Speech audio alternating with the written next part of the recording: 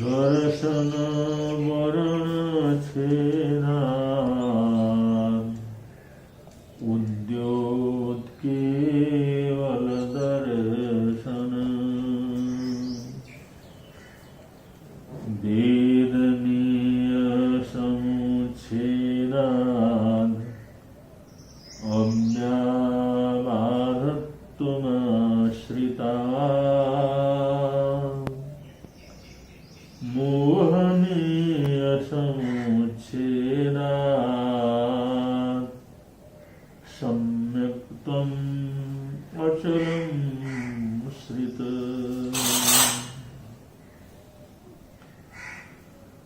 आयु कर्म समुच्छेदात् अवगाहनशालिन नाम कर्म समुच्छेदात् परम सूक्ष्ममाश्रिता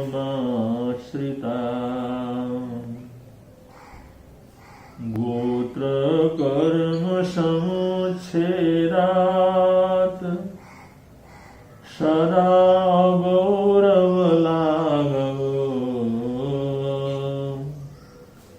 अंतराय समुच्छेदात् अनंत वीर्यमाश्रित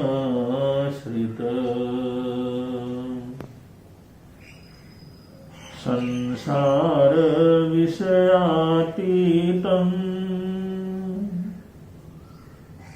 सिद्धानाम् अव्ययं सुखम्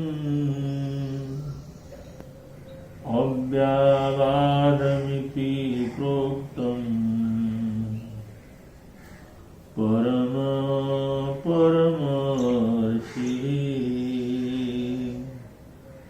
अव्याबाधमिति प्रोक्तम् परमर्षिः।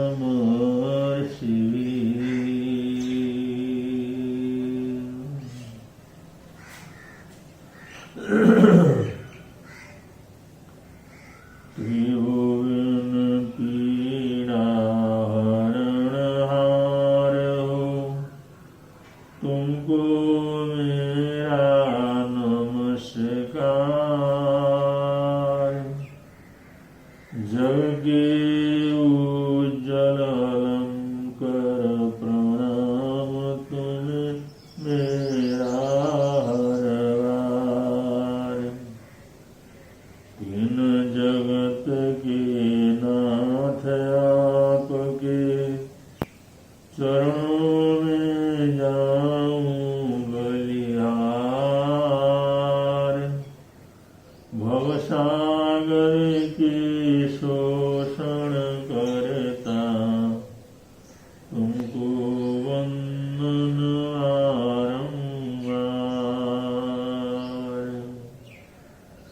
भवसागर के शोषण करता तुमको वंदन बारंबार।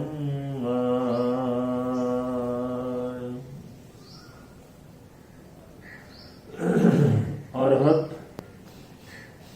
अरिहंत देव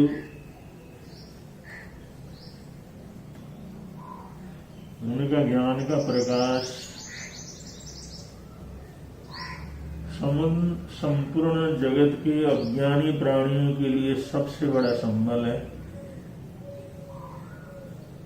उस अरहत वाणी में ये कहा गया है, एगे जिए जिया पंच और पंच जिए जिया 10। एगे जिए जिया पंच, पंच जिए जिया दस। यहां पर इस छोटे से सूत्र में ये आह्वान किया है, एक जो आत्मा है उसके कुछ ऐसे अरी हैं, अमंगलकारी हैं, जो इसके वर्तमान जीवन को और लंबे भविष्य को अमंगल करते हैं, अशुभ करते हैं, प्रतिकूल कर देते हैं। ऐसे कुछ अरियों का इस गाथा के अंश में जिक्र किया गया है और उनको एक को जीत करके या चार को जीत करके या पांच को जीत करके कैसे ये आत्मा अरिहंत बन सकती है, कैसे अपने अशुभ को जीवन से दूर कर सकती है, इसका विवेचन इसमें दिया गया है। कहा ये जिए जिया पंच, एक को जीतते हैं तो पांच को जीता जाता है और पांच को जीत जाते हैं तो जिया दस, माने 10 जीते जा सकते हैं। एक को जीत करके पांच को जीता जा सकता है और पांचों को जीत करके 10 को जिया जा सकता है। ये आध्यात्म का एक संदेश है कि इस आत्मा के लिए, इस जीवन के लिए, क्योंकि आत्मा से ही जीवन है, आत्मा से ही जागृति है, आत्मा से ही चेतना है और आत्मा अनुभव करने वाली चीज है। तो उस आत्मा के 5 अरी हैं, अरी माने अशुभ करने वाले। वो कौन? अशुभ श्रोतेंद्रिय, अशुभ चक्षुरेंद्रिय, अशुभ घ्राणेन्द्रिय, अशुभ रसेंद्रिय और अशुभ स्पर्शेंद्रिय। ये 5 इंद्रियां जब अशुभ की तरफ प्रेरित होती हैं तो स्वाभाविक रूप से वो अंधकार को, अरी को, दुश्मनी को पैदा करने वाले होते हैं। और पंच जिए जिया दस और 4 कषाय और 1 मन, ऐसे 10 हो जाते हैं। 5 इंद्रिय, 1 मन और 4 कषाय, ये 10 चीजों को अपने वश में रखने की प्रेरणा दी गई है, इनके ऊपर विजय पाने की प्रेरणा दी गई है, क्योंकि ये अपने वश में होते हैं, ये अपने अंदर में होते हैं, अपने अनुशासन में होते हैं। तो इन साधनों के माध्यम से ये आत्मा इतनी गति को पकड़ सकती है कि ऊर्ध्वलोक के अंदर आगे से आगे बढ़ते हुए 26वें देवलोक तक गति कर सकती है।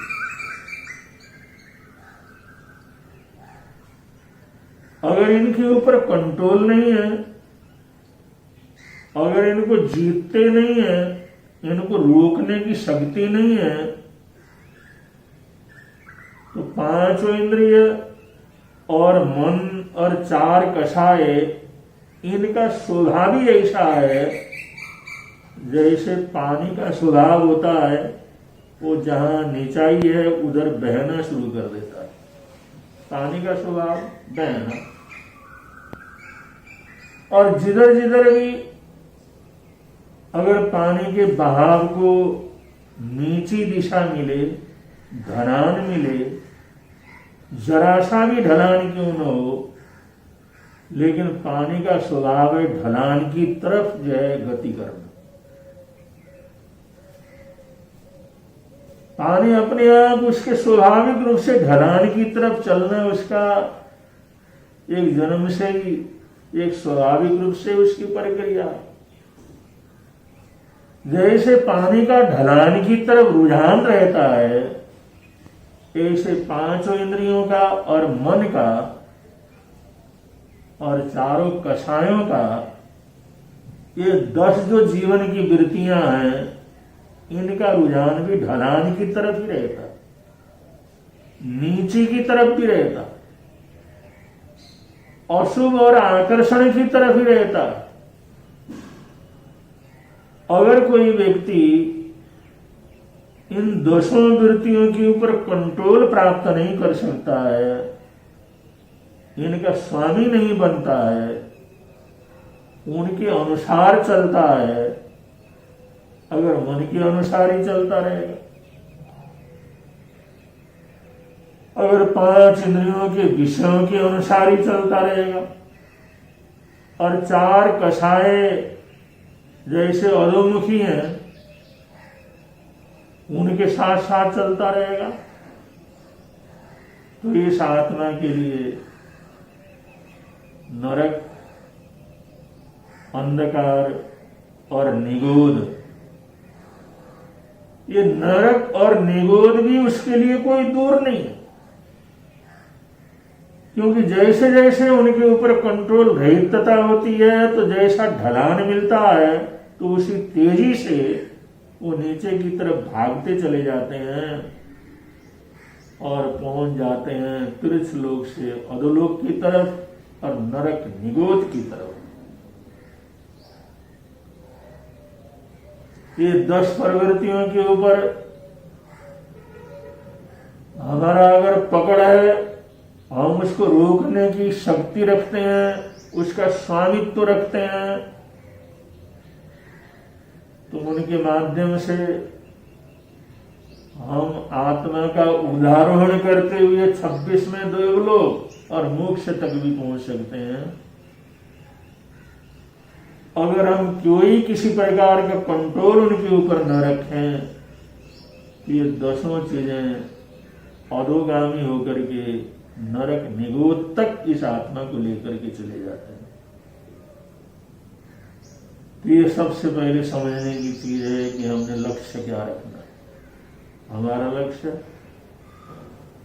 ऊर्ध्वगमन और मोक्ष है या अधोगमन और नरक निगोध। नरक निगोध को तो कोई नहीं चाहता, सभी चाहते हैं हमारी ऊर्ध्वगति हो, हम ऊंचे लोक के अंदर जाएं, और ऊंचे लोक के अंदर जाना है तो जाने के लिए जो साधन है उनको तैयार करना होगा, और ऊंचे लोक के अंदर जाने के लिए जो साधन है वो क्रोध को जीतना, मान को जीतना, माया को जीतना, लोभ को जीतना, और जितना जितना उनको जीतते हैं, अपने कंट्रोल में करते हैं, तो उनकी अशुभ जो शक्ति है, अशुभ बल है, अशुभ गति है, वो शुभ गति के अंदर परिवर्तित हो जाती है। और 5 इंद्रियों की स्थिति भी ऐसे ही है, मन की स्थिति भी ऐसे ही है। तो इनको जीत करके, इनको अपने कंट्रोल में करके हम आत्मा का ऊर्ध्वारोहण कर सकते हैं। और आत्मा का ऊर्ध्वारोहण करना ही ये मनुष्य का धर्म है। 84 लाख जीवायोनियों में मनुष्य जैसा सर्वश्रेष्ठ योनि मिला है, मनुष्य जीवन जैसा सर्वश्रेष्ठ जीवन मिला है, मनुष्य जैसा सर्वशक्तिमान एक योनि स्थान मिला है, सभी तरह के सोचने की सबसे बड़ी ताकत मिली है, और जो चाहे वो कर सकने की सामर्थ्यता और संकल्प मिली है। तो ये सब हमारे को मिला है। तो हमारा लक्ष्य ये हो जाना चाहिए कि हमने पानी की तरह बहना नहीं है, उसके द्वारा ऊपर को उठना है, ऊर्ध्वारोहण करना। कि बहते बहते तो बहुत लंबा समय हो गया। तो शास्त्रकार यहां पर कहते हैं अब ये देखना है तुम किसको जीत करके ज्यादा से ज्यादा को जीत सकते हो।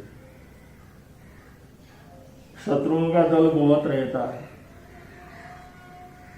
और उस शत्रुओं की दल की तरफ अगर देखें तो हो सकता है हमारी ताकत कम हो, उन शत्रुओं की ताकत ज्यादा हो। पहले युद्ध होते थे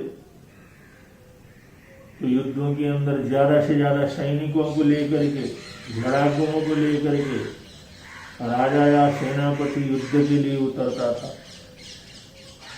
ये माना तो जाता है कि उसकी सेना इतनी बड़ी है, इतनी बड़ी सेना लेकर के आया है, हजारों लोगों को लेकर के आया है, लाखों लोगों को लेकर के आया है। लेकिन ये भी हमने देखा है इतिहास के पन्नों में, चंद लोगों ने, मुट्ठी भर लोगों ने वो हजारों लोगों को बर्बाद कर दिया, हजारों लोगों को पीछे मुड़ने के लिए बाध्य कर दिए, वहां जीत का परचम फहराया। और थोड़े से लोग भी वो हजारों लोगों को जीत सकते हैं और कभी कभी हजारों लोग मिलकर के भी थोड़े से लोगों को नहीं जीत सकते। इसका रहस्य क्या है? इसमें जो शत्रु होता है वो सारे एक से नहीं होते, वो कोई बड़ा होता है, कोई छोटा होता है, कोई आगे चलने वाले होते हैं, कोई पीछे चलने वाले होते हैं, और एक नायक होता है और सब उसका अनुसरण करने वाले होते हैं।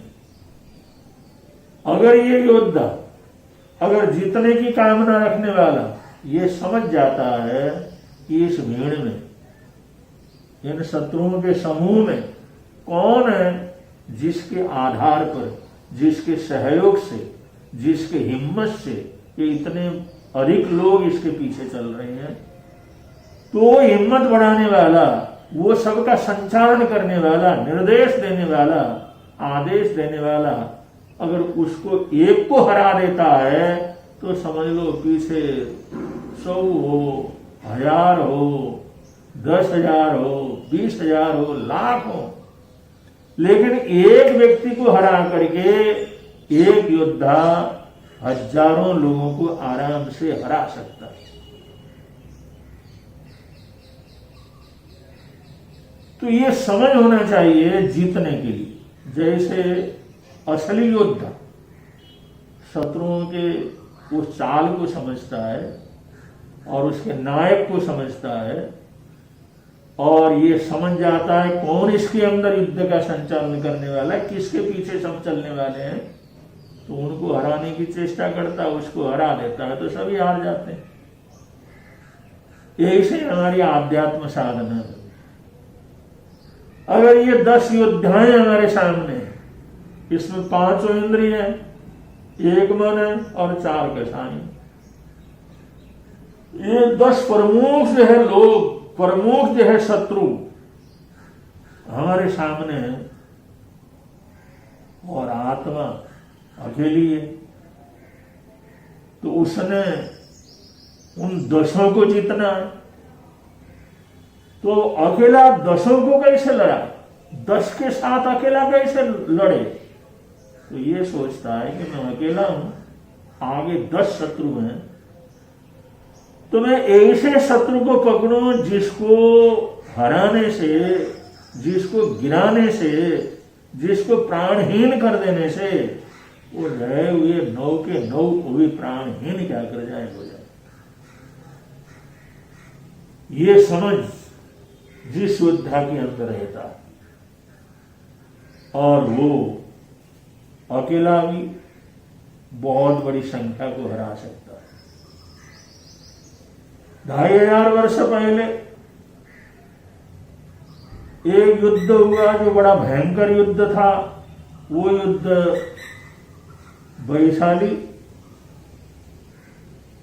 वैशाली के राजा चेतक और मगध के राजा कोणिक इन दोनों के बीच में होता है। मगधाधिपति कोणिक बहुत बलवान था। मगध उस समय का सर्वशक्तिमान जो है रजवाड़ा कहलाता था। बहुत रजवाड़े उसके अंतर्गत थे, संपन्न रजवाड़ा था।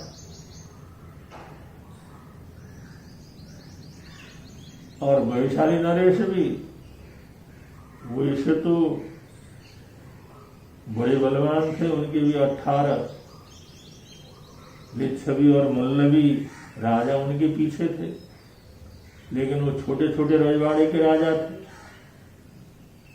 तो ताकत की तरफ से देखो, बल संख्या की तरफ से देखो तो कोणिक का बल बहुत अधिक था, चेटक का बल इतना नहीं था। लेकिन चेटक 12 वर्षीय श्रावक, उन्होंने भगवान महावीर स्वामी के प्रति अनन्य उनके जीवन में भक्ति थी। उन्होंने श्रावक के 12 व्रतों को अंगीकार किया हुआ था। राजा होने की वजह से उनको कभी न कभी युद्ध भी करना पड़ता था, लेकिन उन्होंने ये प्रतिज्ञा ली थी, एक दिन में मैं सिर्फ एक बाण को चलाऊंगा, एक तीर चलाऊंगा, एक बार हथियार का प्रयोग करूंगा। एक दिन में सिर्फ एक हथियार, एक तीर का प्रयोग करने का उनका आगार था। बस इतना ही मैंने करना। और पहले तो ऐसा था कि युद्ध की ऐसी स्थिति बनेगी नहीं, क्योंकि भगवान महावीर स्वामी विचरण कर रहे थे, बुद्ध विचरण कर रहे थे, ऐसे और भी आचार्य विचरण कर रहे थे। सभी अहिंसा और प्रेम के संदेश को लेकर के घूमने फिरने वाले थे। तो लगता नहीं था कि ऐसा कोई खूनी युद्ध होगा, लेकिन योग ऐसा हुआ, कोणिक और चेटक दोनों को युद्ध के मैदान में उतरना पड़ा। अब जिस समय कोणिक की सेना को चेटक ने देखा, उन्होंने देखा मेरी सेना से तो ये बहुत बड़ी सेना, तो उन्होंने ये मन में बनाया कि मैंने तो एक ही बाण चलाना, दूसरा हथियार तो मैं चला नहीं सकता, मेरी प्रतिज्ञा। तो अपने योद्धाओं के साथ जैसे वो युद्ध के लिए उतरते थे और योद्धाओं के साथ योद्धाओं को लड़ाते थे, उनको आगे बढ़ाते थे, उनका उल्लास बढ़ाते थे, लेकिन वो चेटक जो है महाराजा थे, एक बाण अपना उठा करके आगे वाले का जो सेनापति था उस सेनापति को ही समाप्त कर देते। और जहां सेनापति गिर गया, जहां सेनापति मारा गया, सेनापति हार गया, सेनापति जमीन में पड़ गया, तो पीछे चलने वाले हजारों लोग वो वैसे वहां से भाग जाते थे। ऐसे कोणिक ने 10 दिन तक जो लड़ाई चलाई, उसमें 10 सेनापति बनाए, और 10 सेनापति भी एक से एक बढ़ करके बनाए। लेकिन चेटक ने हर दिन के एक सेनापति को, हर दिन का जो पहला सेनापति था उस सेनापति को खत्म करते रहे, और उस युद्ध को उन्होंने जीत में बदल दिया। बाद में जाकर के कोणिक ने मायाचारी की, चेटक को हारना पड़ा ये बात अलग है, लेकिन 10 दिन का जो महायुद्ध था उस युद्ध में सिर्फ एक बाण को चला करके आगे के सेनापति को मार करके उन्होंने 10 दिन के युद्ध को एक एक करके पूरी तरह से जीत लिया। तो सबको नहीं मारा, बहुत बाण नहीं चला, बाणों की वर्षा नहीं की, सिर्फ एक बाण वो मारते थे और वो अगली सेना के, शत्रु सेना के सेनापति को जो खत्म कर देते थे, उनकी जीत हासिल हो जाती थी। ऐसे ही साधना के क्षेत्र में चलने के लिए, आध्यात्म क्षेत्र के अंदर चलने के लिए आदमी अगर ये सोचे मैं 10 के 10 जो अपने शत्रुओं को समाप्त करूं, उससे अच्छा है। यहां पर शास्त्रकार संकेत दे रहे हैं, अगर तुम एक को जीतो तो 5 को जीत सकते हो। एक को जीत करके 5 को कैसे जीता जा सकता है? तो कहते हैं जो 5 इंद्रियां हैं उसमें जिस व्यक्ति ने रसना इंद्रिय को जीत लिया, ये समझ लो 5 इंद्रियों को जीत लेता। वैसे तो 5 इंद्रियों के अलग अलग विषय हैं, अलग अलग आकर्षण है, अलग अलग उसके विषय और विकार कहे गए हैं।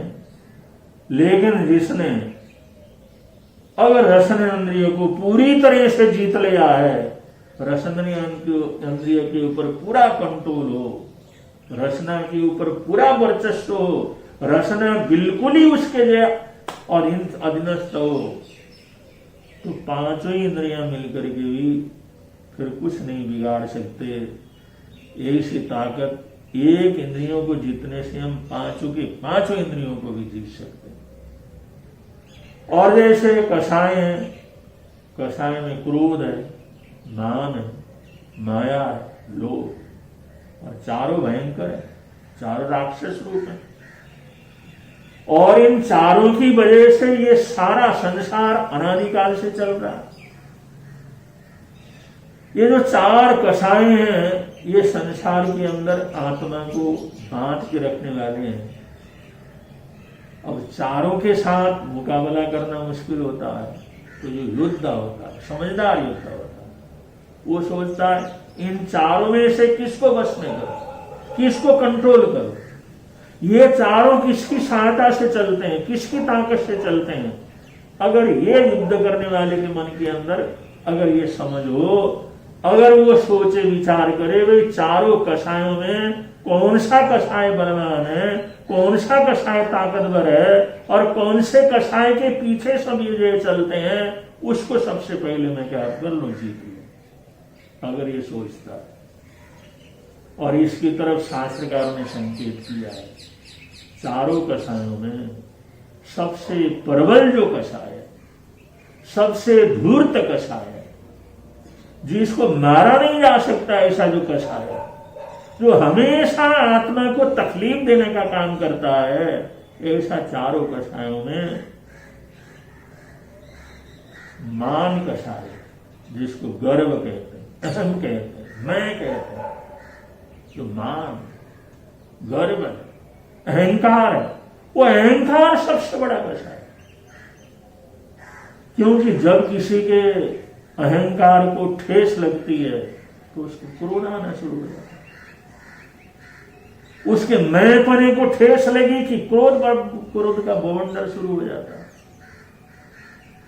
अगर उसके मैंपने को कोई ठेस न लगे तो क्रोध की स्थिति नहीं बनती, और उस मैंपने को, मेरेपन को,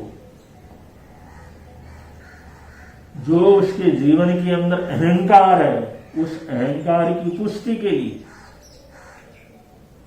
उस अहंकार को जगाए रखने के लिए, उस अहंकार को बनाए रखने के लिए तरह तरह की मायाचारी करता, तरह तरह की कूट लीलाएं करता, तरह तरह की धोखेबाजी करता, तरह तरह की बेईमानी करता। वो सारी चीजें भी अगर सोचा जाए भी अगला आदमी ये सब इतना कुछ क्यों करता है, क्योंकि उसके अंदर अभिमान, मैं, गर्व कि मैं सबसे बड़ा, मैं सबसे ताकतवर, मैं सर्वशक्तिमान। ये जो मैं की प्रवृत्ति है, इसको बनाए रखने के लिए मायाचारी का सहारा लेता है। वैसे कषायों में क्रोध अलग है, मायाचारी अलग है, लोभ अलग है, अहंकार अलग है। लेकिन चारों को अगर हमने खत्म करना हो तो हमारे को मूल को पकड़ना पड़ेगा।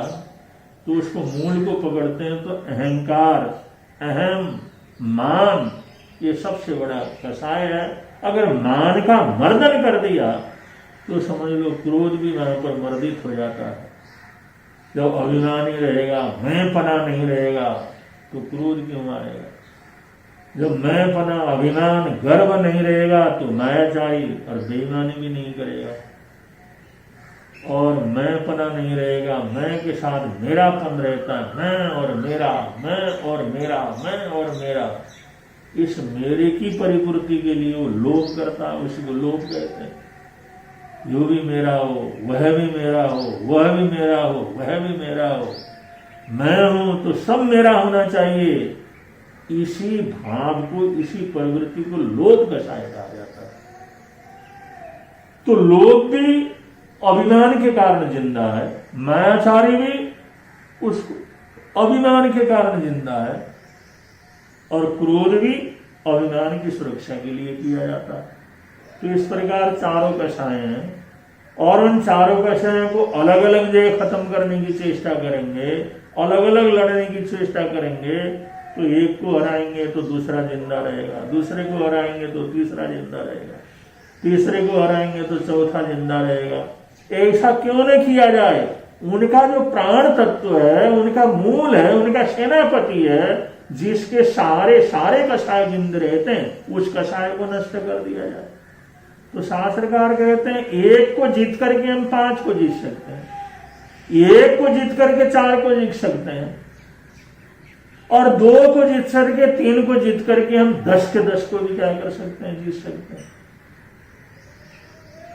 अगर बाय द वे अगर कोई व्यक्ति मन को जीतना चाहे, अगर मन उसके वश में हो जाए, मन का राजा हो जाए, मन के हर चीज को, हर मन के जो है उस चालाकी को अगर समझ जाए, क्योंकि मन का जितना कोई आसान काम नहीं है, क्योंकि 5 इंद्रियों में छठा इंद्रिय मन है, और 5 इंद्रिय जितने भी हैं वो भी मन से जुड़े रहते हैं। और मन में कषाय न हो, मन में अभिमान न हो, मन में लोभ न हो, मन में मायाचारी न हो, तो क्रोध मान माया लोभ ये भी नहीं हो सकता।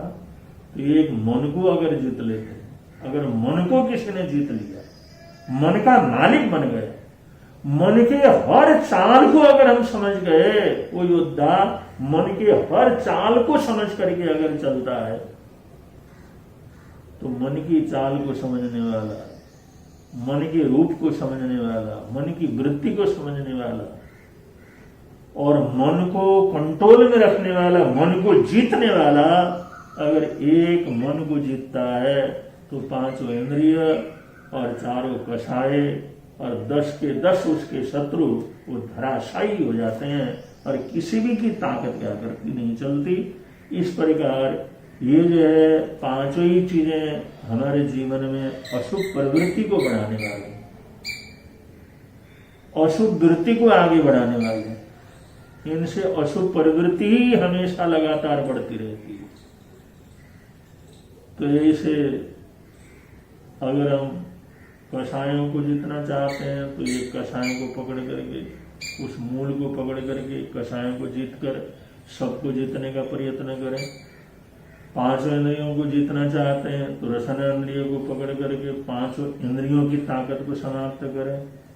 अगर सबको एक साथ अपने वश में कर सकते हैं, तो अगर मन को वश में कर लिया, मन को जीत लिया, मन को पार पा लिया, मन से आगे निकल गए, मन को बिल्कुल अपने कंट्रोल में कर लिया, तो समझ लो सारे के सारे आत्म शत्रु वहां पर जो हमारे समाप्त हो जाते हैं। ये जो है जीवन को जीतने का, जीवन को बनाने का, जीवन की सफलता का, जीवन की श्रेष्ठता का एक संदेश श्रवण भगवान महावीर स्वामी ने ये छोटे से सूत्र के अंदर दिया है, और उस सूत्र को आप लोगों के समक्ष प्रस्तुत करने का प्रयत्न किया गया है। जरूर सुने, और कोई चीज जीवन में उतार सकते हैं, अभ्यास कर सकते हैं, उसको प्रयोग में ला सकते हैं, तो लाने का प्रयत्न करें। ऐसा करेंगे तो यहाँ भी आनंद रहेगा, प्रभु के अंदर भी आनंद रहेगा। बोलिए भगवान महावीर स्वामी।